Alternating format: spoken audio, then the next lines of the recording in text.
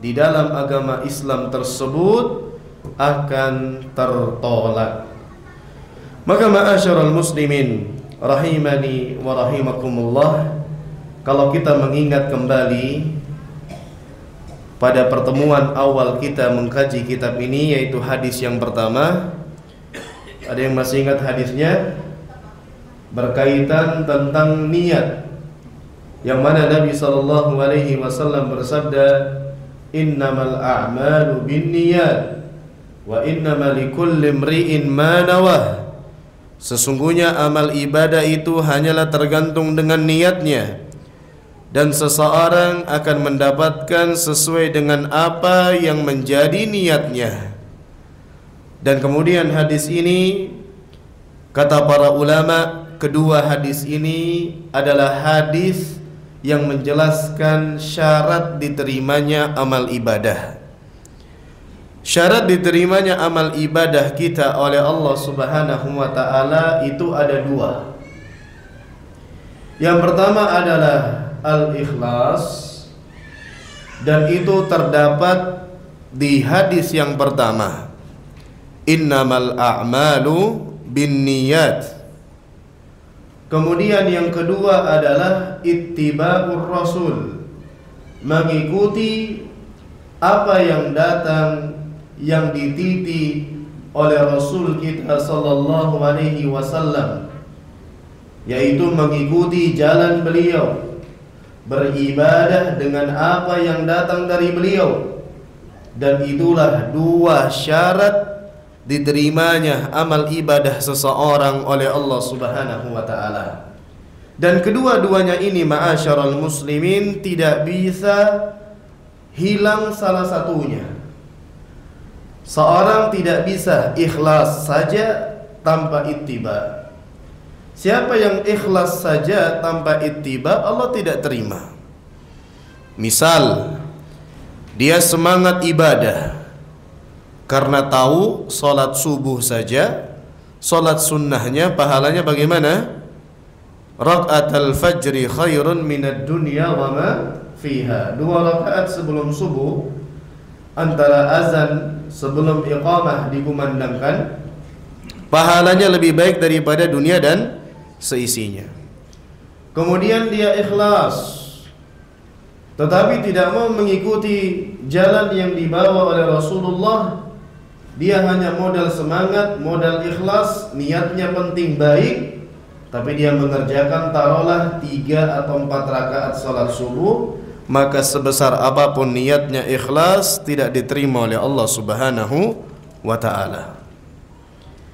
Begitupun juga sebaliknya, ada orang yang mengikuti sunnah, ada orang yang mengikuti jalan Nabi sallallahu alaihi wasallam, tapi dia tidak benar dalam niatnya, maka sesempurna apapun ittiba tersebut tidak diterima oleh Allah Subhanahu wa ta'ala.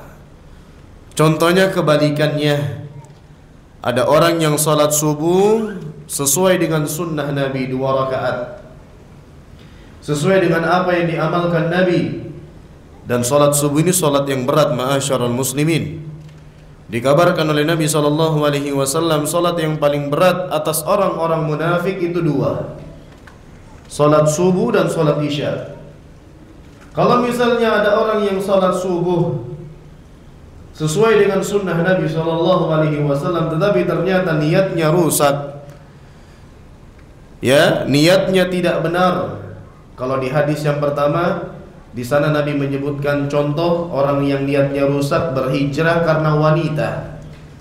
Taruhlah orang salat subuh niatnya tidak ikhlas, tapi niatnya cari muka kepada calon mertua. Dia tidak biasa salat, tapi tahu kalau ternyata besok itu calon mertuanya salat di masjid itu.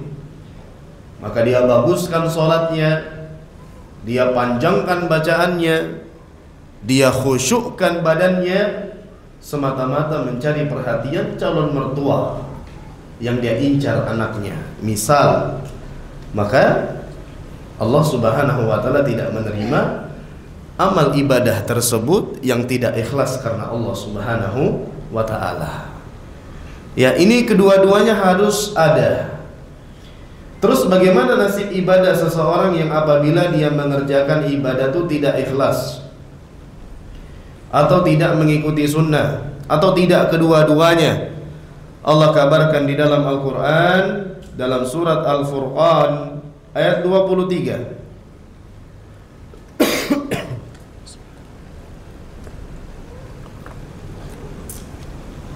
Dalam surat Al-Furqan ayat 23, Allah Subhanahu wa taala berfirman, "Wa qadimna ila ma 'amilu min 'amalin faja'alnahu haba'an mansura." Kelak nanti kami akan tampakkan, kami akan datangkan apa yang mereka kerjakan, apa yang mereka amalkan. Faja'alnahu haba'an mansura. Kemudian kami jadikan amal tersebut seperti debu-debu yang berterbangan. Ini perkara yang sangat menyakitkan. Didatangkan amal-amal yang dikerjakan oleh seseorang yang dia berharap itu bisa memberikan dia manfaat, tapi ternyata Allah jadikan ibaratkan debu-debu yang berterbangan. Kenapa? Kemungkinannya tiga: ikhlas tapi tidak ittiba, ittiba tapi tidak ikhlas, atau tidak ittiba tidak juga ikhlas. Maka ini adalah perkara yang harus kita perhatikan. Ibadah tidak diterima oleh Allah kecuali dengan ikhlas dan ittiba. Terus mana dalil dari Al-Quran yang menjelaskan syarat diterimanya amal ibadah itu ikhlas dengan ittiba?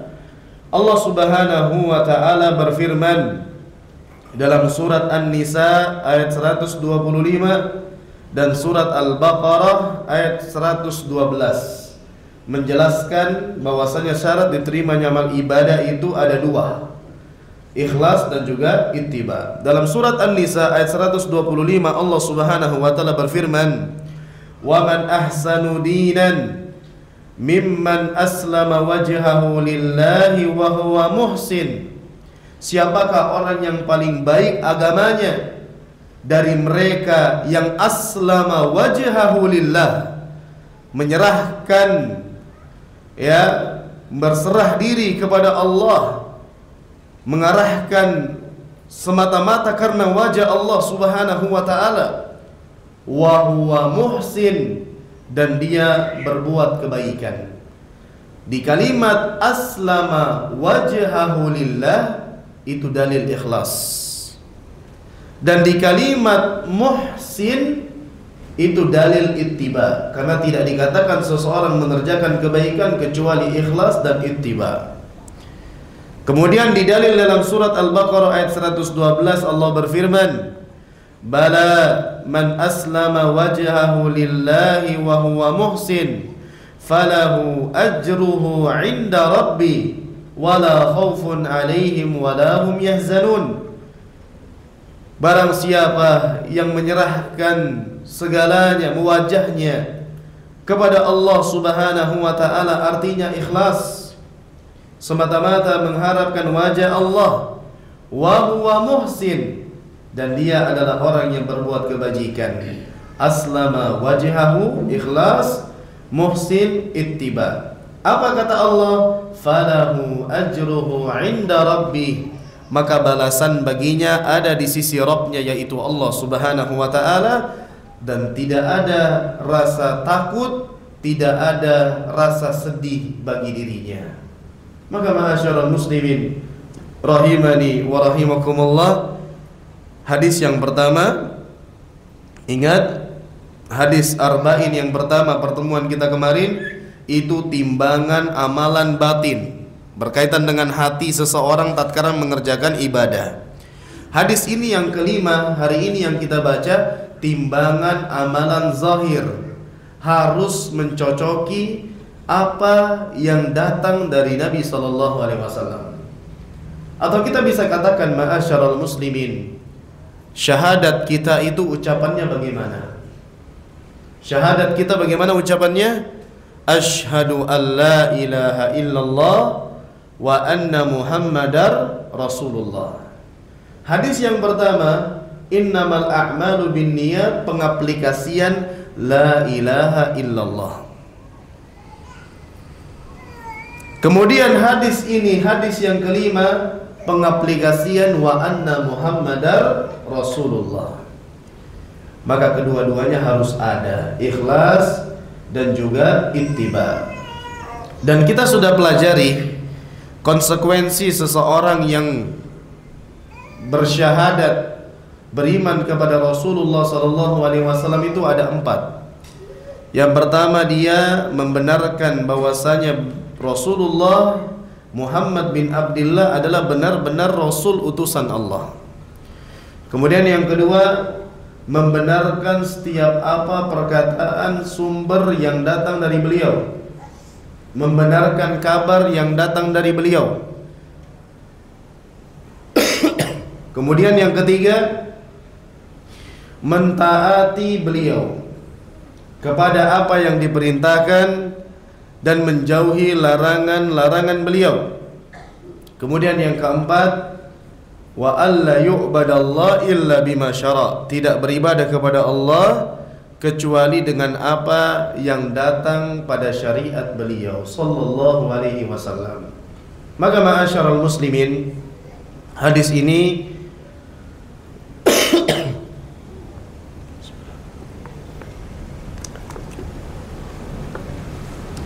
adalah hadis yang sangat penting, yang mana membuktikan keimanan kita kepada Rasulullah sallallahu alaihi wasallam, yaitu kita tidak beribadah kecuali dengan apa yang beliau syariatkan, dan apa yang datang dari diri beliau adalah wahyu dari Allah Subhanahu wa taala. Wa ma yantiqu 'anil hawa in huwa illa wahyu yuha. Nabi Muhammad sallallahu alaihi wasallam tidaklah berkata-kata dengan hawa nafsu, tapi beliau menyampaikan wahyu dari Allah Subhanahu wa taala.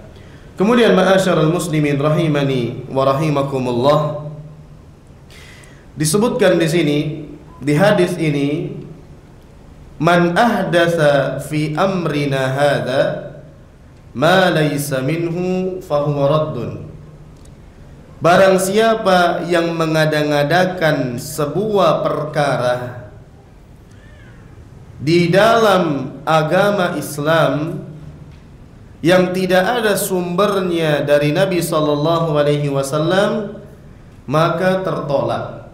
Dengarkan baik-baik, barang siapa yang mengada-ngada perkara di dalam agama yang tidak ada sumbernya dari Nabi sallallahu alaihi wasallam, maka tertolak. Maka kalau kita lihat dari makna daripada hadis ini, yang pertama, semua perkara yang diada-adakan di dalam agama itulah sebuah kebid'ahan. Terus kalau urusan dunia bagaimana? Urusan dunia tidak termasuk di pembahasan hadis ini. Yang masuk di dalam pembahasan ini adalah urusan agama, ritual keibadahan kepada Allah Subhanahu wa taala, sifatnya copy paste dari Nabi sallallahu alaihi wasallam.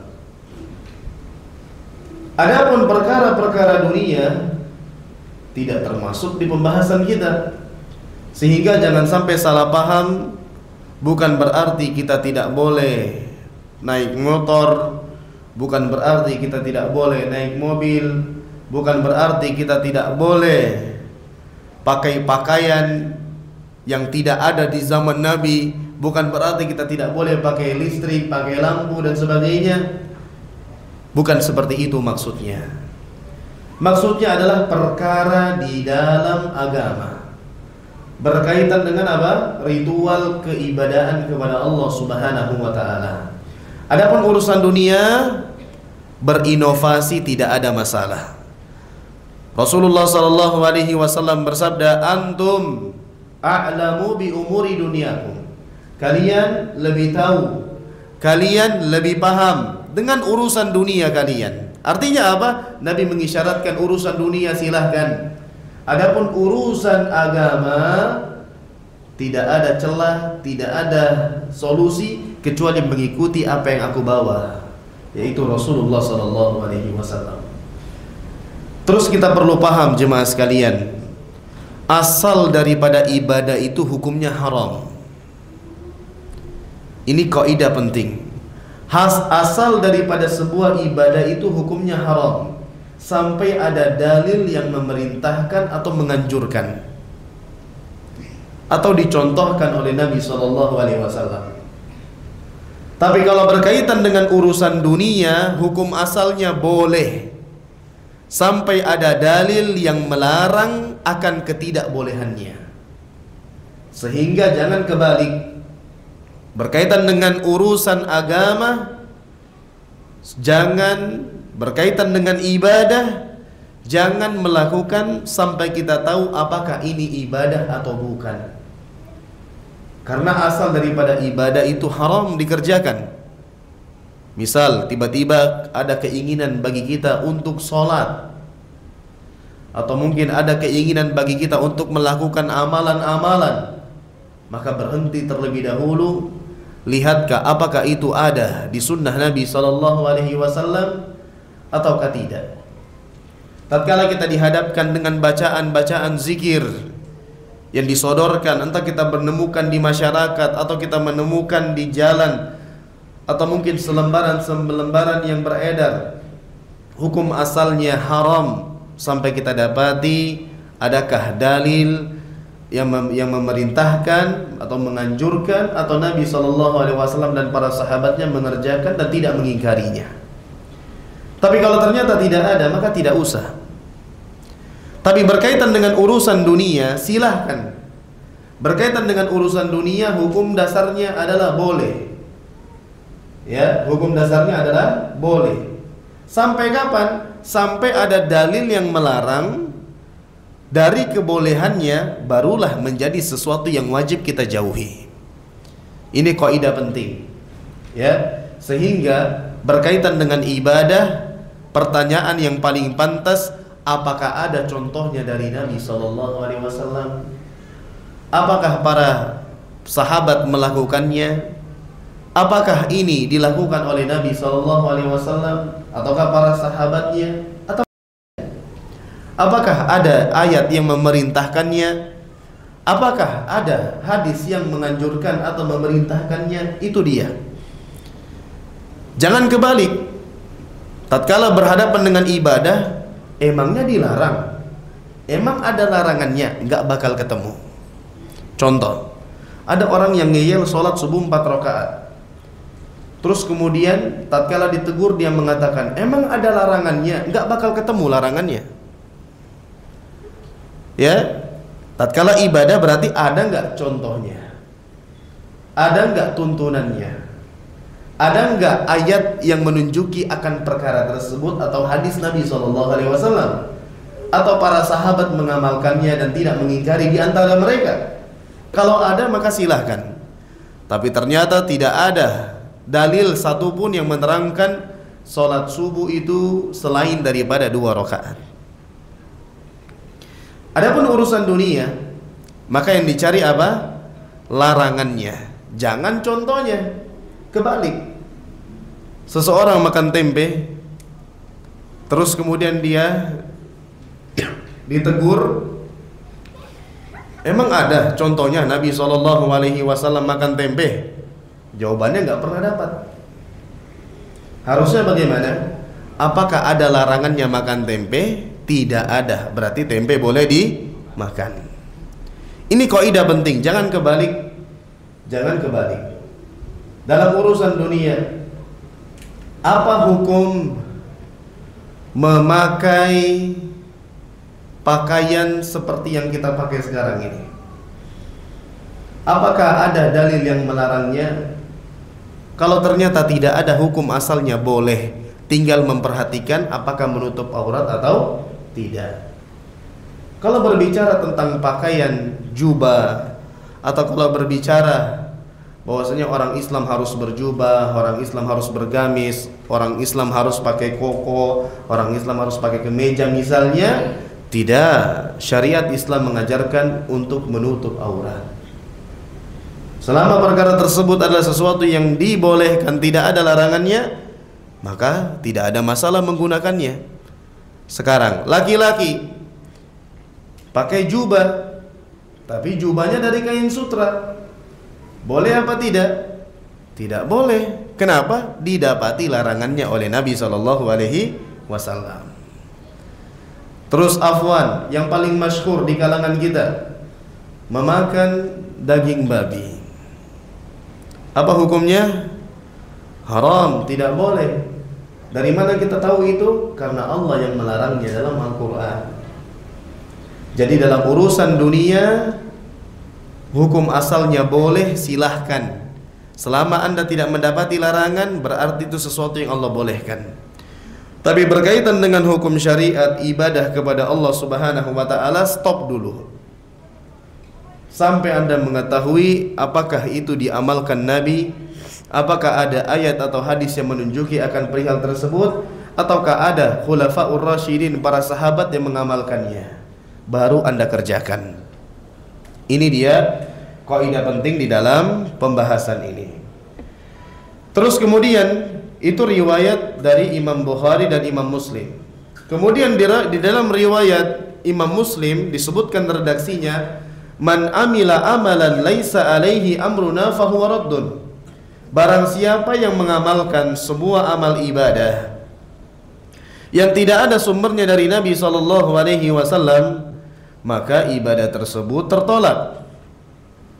Kenapa disampaikan dua redaksi ini? Agar kita paham bahwasanya baik yang mengada-ngada sebelumnya tidak ada, atau yang mengamalkan yang sudah ada dengan tambahan-tambahan, atau hanya sekedar ikut-ikutan, atau hanya sekedar melakukan umumnya manusia melakukan, hukumnya sama, semuanya tertolak. Karena redaksi yang pertama, barang siapa yang mengada-ngada, berarti sebelumnya tidak ada. Terus kemudian redaksi yang kedua, barang siapa yang mengamalkan, bisa jadi sebelumnya ada, dia hanyalah pewarisnya. Kedua-duanya apa hukumnya? Fahuwa raddun, tertolak. Maka ma'asyiral muslimin rahimani wa rahimakumullah, kita harus perhatian di dalam ibadah kita. Jangan kita hanya modal semangat, jangan kita hanya modal niatnya baik. Nah, sebagian orang itu beralasan yang penting niatnya baik. Kita katakan tidak. Niat baik saja tidak cukup dikatakan amal ibadah itu baik. Butuh cara yang benar. Contoh saja, ya, kalau berbicara tentang baik, baca Al-Quran baik apa tidak? Baik. Baca Al-Fatihah baik apa tidak? Baik. Tapi baca Al-Fatihah saat ruku tidak ada tuntunannya. Ya, solat baik apa tidak? Baik. Tidak semuanya solat itu bisa dengan dasar niat yang baik. Solat di kamar mandi misalnya, jadi tidak baik. Doa makan baik apa tidak? Baik. Tapi dibaca pas masuk kamar mandi, tidak pas juga. Jadi sesuatu itu dikatakan baik, timbangannya dua. Benar secara batin, kembali kepada niat yang ikhlas, dan benar secara zahir, kembali kepada apa yang dicontohkan oleh Nabi SAW. Terus kemudian ma'asyiral muslimin rahimani wa rahimakumullah, kapan seseorang itu dikatakan ibadahnya mencocoki sunnah? Kapan seseorang itu dikatakan amal ibadahnya mencocoki sunnah Nabi SAW? Kapan seseorang itu dikatakan ittiba kepada Nabi? Maka jawabannya, tatkala dia mengumpulkan 6 perkara di dalam ibadahnya. Perkara yang pertama berkaitan tentang sebabnya. Jadi dia mencocoki Nabi dalam ibadahnya berkaitan dengan sebab. Kemudian yang kedua, mencocoki jenisnya. Jadi jenis ibadah yang dia kerjakan sesuai dengan jenis yang Nabi contohkan. Kemudian kadar atau bilangan atau jumlah ibadah yang dikerjakan mencocoki Nabi SAW. Kemudian yang keempat, tata caranya. Tata cara yang dikerjakan mencocoki apa yang disunahkan oleh Nabi SAW. Kemudian yang kelima, waktunya. Waktu ibadah yang dikerjakan mencocoki sunnah Nabi SAW. Kemudian yang terakhir, yang keenam, tempatnya. Tempat ibadah yang dia kerjakan mencocoki dengan apa yang dicontohkan oleh Nabi SAW. Kita sebutkan secara singkat Yang pertama, sebab. Jadi dikatakan seseorang mengikuti sunnah Nabi SAW tatkala sebab dia melakukan ibadah itu sesuai dengan sebab yang datang dari Nabi SAW. Contoh, seseorang tatkala masuk ke dalam masjid, ada solat yang disunnahkan bagi dirinya, disebut dengan solat apa? Tahiyatul masjid. Kalau ditanya apa yang menjadikan seseorang itu bisa melaksanakan sunnah solat tahiyatul masjid, jawabannya apa? Karena masuk masjid. Kalau tidak ada masuk masjid, berarti tidak ada solat tahiyatul masjid. Ini sebab. Nah, kemudian ada orang yang membuat ibadah, mencari sebab yang tidak pernah ada di zaman Nabi SAW. Contoh, dia bangun rumah.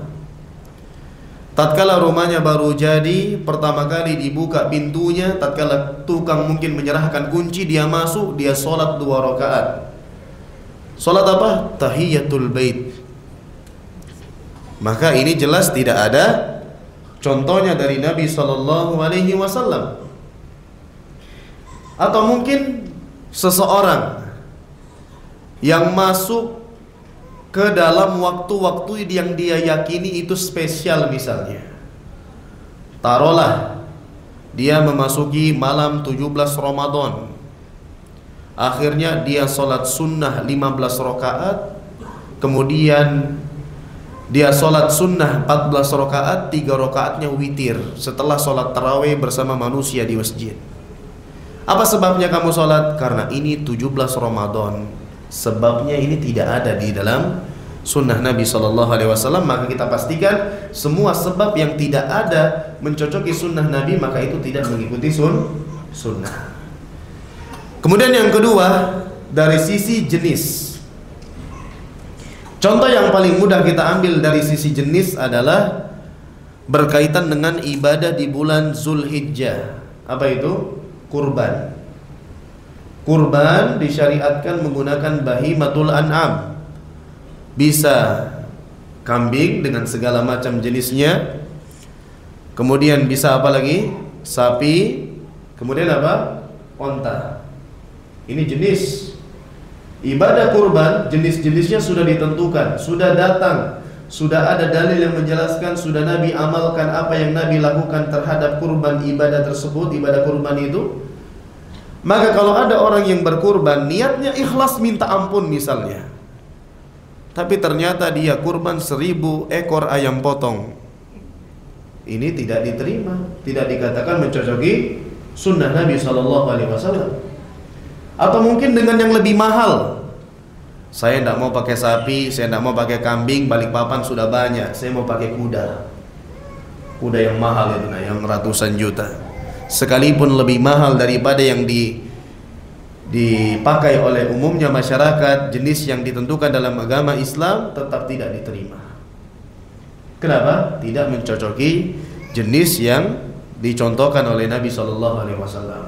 Ini yang harus kita perhatikan. Harus sesuai dari sisi jenis. Berkaitan dengan ayam itu benar, saya pernah lihat dan saya pernah tanya di suatu tempat, ternyata mereka memiliki keyakinan kalau tidak mampu dengan kambing, sapi, apalagi onta, tidak apa-apa, ayam aja dulu. Dan itu terjadi. Tapi ternyata setelah mereka bawa itu ayam ke tempat orang kurban, setelah mati dibawa pulang kembali ayamnya. Padahal sebenarnya itu alasan saja, dia takut potong ayam. Ya, tapi itulah yang tersebar, ada sampai di telinga saya. Kalau tidak mampu hewan-hewan kurban, pakai ayam saja dulu. Jelas kalau ini diyakini adalah ibadah, maka tidak ada unsur ibadahnya sama sekali. Kemudian yang ketiga, bilangan. Bilangan, kadar itu harus mencocoki dengan apa yang dituntunkan oleh Nabi SAW. Seperti yang tadi sudah kita sebutkan secara ringkas, orang sesemangat apapun dia sholat, seikhlas apapun dia sholat, ternyata dia sholat dengan jumlah sholat subuh 3 atau 4 rakaat, maka tidak akan diterima. Kadar yang sudah ditentukan oleh Nabi SAW berapa? 2. maka harus mencocoki, mencukupi. Terus bagaimana kalau ada seseorang yang ingin mendapatkan balasan yang besar, pahala yang besar? Maka jawabannya kembali kepada ikhlasnya yang dibersihkan dari segala macam yang bisa mengurangi kerusaknya keikhlasannya. Artinya apa? Amal ibadahnya tetap dua, tapi niatnya yang dibesarkan. Ya, niatnya yang benar-benar ikhlas kepada Allah. Karena seseorang mendapatkan sesuai dengan apa yang dia niatkan. Balasan seseorang bisa saja ibadahnya sama-sama salat subuh, balasannya berbeda. Apa yang menjadikan berbeda di antaranya adalah niat yang mengerjakannya. Bisa saja di sop sama-sama di sop pertama, tapi pahalanya berbeda. Lanjut. Kemudian yang keempat adalah kaifiyat, tata cara. Ini harus mencocoki apa yang dituntunkan, dicontohkan oleh Nabi SAW. Kita ambil sederhananya contoh seperti misalnya wudu, yang mana dari Nabi SAW wudu dimulai dengan membasuh tangan, terus kemudian kumur-kumur dan seterusnya hingga nanti ke kaki. Kalau ada orang yang menyengaja membalik dari kaki hingga ke tangan, kita katakan dia menyelisihi sunnah Nabi SAW. Ya, dan seterusnya. Ya, ada orang yang sholat di dalam Islam yang sudah jelas-jelas kita ketahui bersama bersumber dari Nabi SAW. Kaifiyat sholat, ruku dulu baru sujud. Tapi ada orang yang membalik sujud dulu baru ruku, maka kita katakan dia tidak mencocoki sunnah Nabi SAW. Terus kemudian yang kelima adalah waktunya. Seseorang dikatakan mencocoki sunnah Nabi SAW tatkala waktunya sesuai dengan yang datang dari Nabi SAW. Contoh, hari raya Idul Adha itu tanggal berapa? Tanggal berapa? 10 Zulhijjah. Hari disyariatkan ibadah kurban 10 Zulhijjah plus hari-hari tasyrik. Hari tasyrik kapan? 11, 12, 13. Ada orang yang potong hewan kurbannya tanggal 1 Zulhijjah, maka tidak dikatakan melakukan ibadah yang dicocoki dengan apa yang dibawa oleh Nabi SAW. Jangankan 1 Zulhijjah, ada sahabat Nabi SAW yang memotong hewan kurban sebelum dilaksanakannya sholat. Nabi katakan, syatuka syatulahmin, daging yang kamu sembelih itu daging biasa, bukan kurban. Jadi harus mencocoki waktunya. Puasa di bulan Ramadan, tapi dia startnya dari Sya'ban. Pas Ramadan dia berbuka. Ini dikatakan tidak sesuai dengan yang dicontohkan oleh Nabi SAW. Terus kemudian yang terakhir, tempatnya harus sesuai tempatnya. Yang bisa kita mudah dengan sederhana memahaminya adalah contohnya misalnya ibadah i'tikaf. I'tikaf itu di mana? Di mana i'tikaf? Di masjid. Wa antum aakifuna fil masajid, dan kalian beriktikaf di masjid-masjid. Artinya ibadah i'tikaf dilakukan di masjid. Kapan seorang keluar masjid, maka i'tikafnya berakhir dan akan mulai lagi tatkala dia masuk dengan niat kembali melakukan i'tikaf. Ada orang yang beriktikaf tapi i'tikafnya di kafe, maka tidak dikatakan i'tikaf, tidak dikatakan ibadah. Atau mungkin di kamar dan seterusnya. Terus kemudian berkaitan juga dengan ibadah haji, ibadah umrah, itu sudah ditentukan tempatnya. Umrah itu di mana? Melakukan manasik-manasik di Mekkah. Ya, melakukan tawaf, melakukan sa'i, ya, di Baitullah antara Safa dan Marwah. Kemudian haji nanti ada mabit di Musdalifah, kemudian ada wukuf di Arafah. Sudah ditentukan tempatnya. Kalau ada orang yang meyakini haji itu boleh selain daripada itu, maka jelas itu ibadah yang tidak mencocoki sunnah. Atau mungkin dia pergi ke Karbala misalnya, pergi ke Iran, niatnya untuk ibadah haji. Kenapa? Ke Mekah sudah sulit, ke sana aja yang full akses misalnya. Tidak. Kita katakan itu tidak dibenarkan. Nah, jadi ini patokan kapan seseorang mencocoki sunnah Nabi Shallallahu Alaihi Wasallam, tatkala ibadah yang mencocoki Nabi dari sisi sebab, kemudian dari sisi jenis, dari sisi kadar atau bilangan, dari sisi kaifiat tata cara, dari sisi waktu, dari sisi tempat. Ada berapa semua?